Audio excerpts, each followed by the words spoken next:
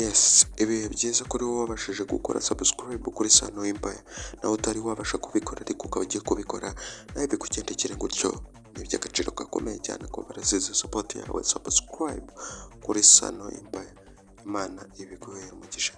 Abasanzwe bamenyereye Sano Empire tubagezaho amakuru agiye atandukanye, haba mu buzima busanzwe, muri politiki, muri showbiz ndetse n'ahandi henshi hagiye hatandukanye. Sano Empire ibonye amakuru iyabagezaho mu ba mbere. Ni kuri uno munsi rero twabagejejeho inkuru yo mu buzima busanzwe, aho hari inkuru iri kugenda ica ibintu haba ku ma social media, ku maradiyo, ku mateleviziyo ya hano mu Rwanda. Ni inkuru iri kugaruka ku mugore wisenyeye inzu ndetse washakaga no kuba yakica umwana w'umusore, ariko icyo yashakaga kuba yamuziza nicyo tutabashije kuba twamenya, kuko iyi nkuru ntabwo yari yabasha kuba yajya hanze neza ijana ku ijana, kuko ibyo bari gupfa n'uno musore nibyo bintu abantu benshi byakomeje guteza urujijo. Ibitangazamakuru byinshi byabivuze ndetse yewe na Scovia usanzwe mumenyereye mu itangazamakuru usesengura buri kimwe icyo ari cyo cyose, abantu bakanabimukundira cyane, nawe iyi nkuru yagize icyo ayivugaho.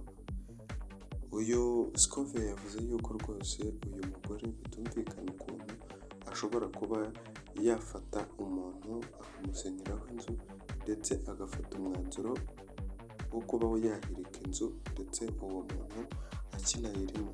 Yakabaye rwose afata umwanzuro yuko amuha piriyave akaba yasohoka akajya mu yindi nzu, ariko atavuze yuko rwose agomba kumusenyeraho inzu cyangwa se ngo ashaka kumukubita ipiki mu mutwe ngo yitabe Imana. Uyu mugore nk'uko yabikoze, nk'uko ibitangazamakuru biri kugenda bibivuga, biri kugenda bigaragaza yuko uyu mugore rwose mu bundi bwari bisanzwe asanzwe abanye n'abaturanyi be nabi, ndetse akaba ari nawe ari mu bantu basa nk'aho bigometse muri ibyo bice bigiye bitandukanye. Ariko uko byakomeje kugenda byagaragara yuko rwose uyu mugore ibintu bapfa, kuko uyu mupangayi wamuberaga mu nzu yari umusore, ikintu bapfaga gisa nkaho cyari gikomeye cyane kandi kitumvikanagaho we nawe, kuko akenshi na kenshi abantu benshi bakomeje kugenda bagaruka yuko uyu mugore icyo bari gupfa n'uno mupangayi ni uko azana abakobwa mu nzu yiwe, kandi nawe yarashakaga yuko amutereta, ariko bikarangira n'ubundi amwirengagije, kuko uyu musore yari umusore ukiri mutoya, ariko n'umugore nawe akaba yashakaga yuko yamutereta.